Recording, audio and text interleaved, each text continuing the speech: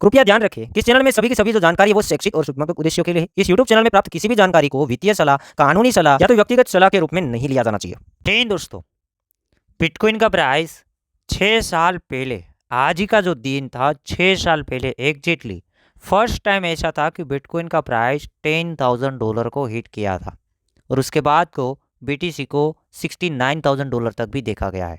तो उन टाइम के अंदर $10,000 जब पहुंचा होगा, उन टाइम के अंदर लोग काफ़ी ज़्यादा एक्साइटेड हुए होंगे। जैसे आज की तारीख में अगर ऐसा बनता है कि बिटकॉइन का प्राइस $1,00,000 कैसे पहुंचे और कैसे हम एक्साइटेड हो जाए, तो वही टाइम था 6 साल पहले लोग काफ़ी ज़्यादा एक्साइटेड हुए। नेक्स्ट हम बात करेंगे तो अभी की तारीख के अंदर बड़े बड़े जो लोग हैं, बड़े बड़े एक्सपर्ट है, बिटकॉइन का एनालिसिस करना स्टार्ट हुए हैं।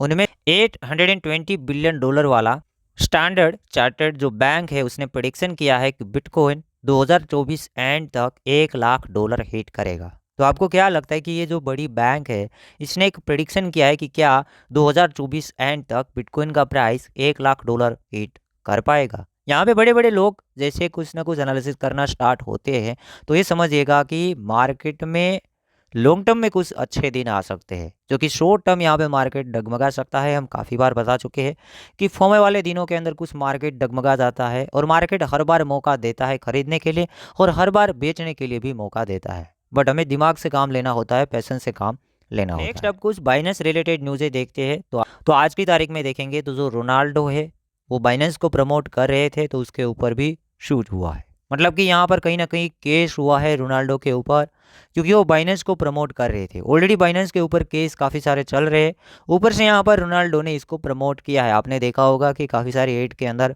रोनाल्डो ने बाइनेंस का टी शर्ट भी पहना हुआ था। उसी के साथ साथ काफ़ी सारे एनएफटी को भी प्रमोट कर रहे थे बाइनेंस के ऊपर, तो यहाँ पर इसके ऊपर भी केस हो चुका है। अब नेक्स्ट बात करेंगे, जैसे अमेरिका के जो एसएससी ने बाइनेंस को दोषी पाया कि ये मनी लॉन्ड्रिंग के अंदर इन्वॉल्व है। उसके फाउंडर मतलब कि सीईओ पहले जो थे सी जिनपिंग जाओ, उसको भी बैन कर दिया है सीईओ पद से। उसके बाद एक जो दूसरा कंट्री है फिलिप्स, उसके एसएससी ने ये देखने के बाद कि अमेरिका के अंदर ऐसे ऐसे प्रॉब्लम हो रहा है, बाइनेंस दोषी पाया गया है, तो दूसरे कंट्री मतलब कि फिलिप्स की बात यहाँ पे हो रही है, उसके एसएससी ने उसके कंट्री के अंदर वर्ल्ड का जो लार्जेस्ट क्रिप्टो एक्सचेंज बाइनेंस है उसका एक्सेस को ब्लॉक कर दिया है। मतलब कहीं ना कहीं बैन जैसा आप बोल सकते हैं कि बाइनेंस को वहाँ पे बैन कर दिया गया है। और वहाँ के एसएससी ने ये कहा है कि गूगल एंड मेटा, ये जो ऑनलाइन एडवर्टाइज वगैरह आ रहा है वो उसके कंट्री के अंदर नहीं आना चाहिए। वो ऑलरेडी बता चुका है, उससे रिक्वेस्ट कर चुका है। गूगल मतलब आप जानते हैं, मेटा मतलब कि फेसबुक, वहाँ पर एड नहीं आने चाहिए ए बाइनेंस के। तो कहीं ना कहीं देखेंगे तो कुछ प्रॉब्लम है बाइनेंस के अंदर।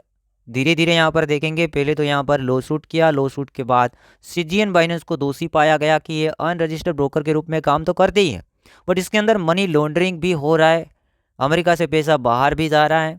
उसके बाद दूसरे कंट्री वो देख रहे कि अमेरिका क्या कह रहा है, उसको इम्प्लीमेंट कर देती है फटाक से दूसरी कंट्री। तो ऐसे छोटी मोटी कंट्री ऐसा हो सकता है कि आने वाले टाइम के अंदर, अभी तो फिल्म्स की बात हुई है, तो आगे जाके और भी कंट्री ऐसा कर सकती है, बाइनेंस को ब्लॉक कर सकती है। और अगर अमेरिका ने कोई बड़ा डिसीजन ले लिया तो प्रॉब्लम बड़ा हो सकता है। तो कहीं ना कहीं अब मुझे ऐसा लगना स्टार्ट हुआ है कि बुल रेडी स्टार्ट होने से पहले का जो कोई खौफ होगा तो वो बाइनेंस हो सकता है। यहाँ पे हो सकता है कि बाइनेंस कोलेप्स भी नहीं होगा और कोलेप्स भी होगा।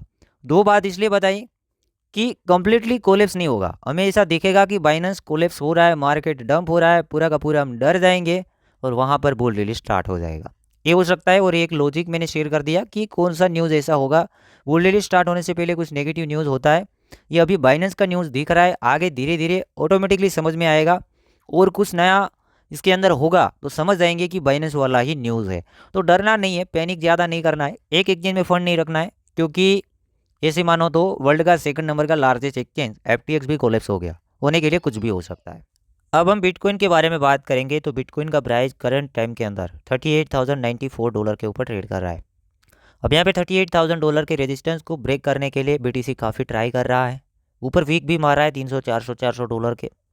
तो भी यहाँ पर again to again same analysis की करेक्शन बनेगा, एक हावी करेक्शन बन सकता है जो कि थोड़ा टाइमिंग लग सकता है।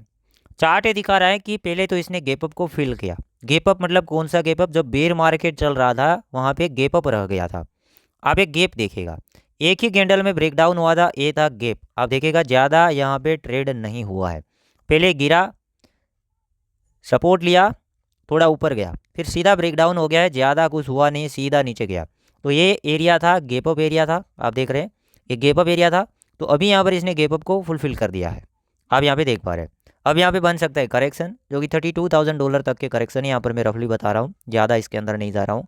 आज का जो इंपॉर्टेंट टॉपिक था वो न्यूज़ें थी, बट एक बात याद रखना, यहाँ पर 31 एंड $32,000 फ्यूचर स्टेट वालों के लिए ये टारगेट आप देख सकते हैं। मतलब कि एक बार आपको जांच भी करना है और ये टारगेट देखने के लिए लेवरेज भी कम रखने हैं, क्योंकि बड़ी लेवरेज में ये हो सकता है कि $500-600 ऊपर वीक मार दे और आप 100x या तो 50x लेके बैठे, तो फिर लिक्विडेट हो जाएंगे और फिर आप मुझे ही बताएंगे कि सागर भाई आप तो ऐसा कुछ शेयर कर रहे थे।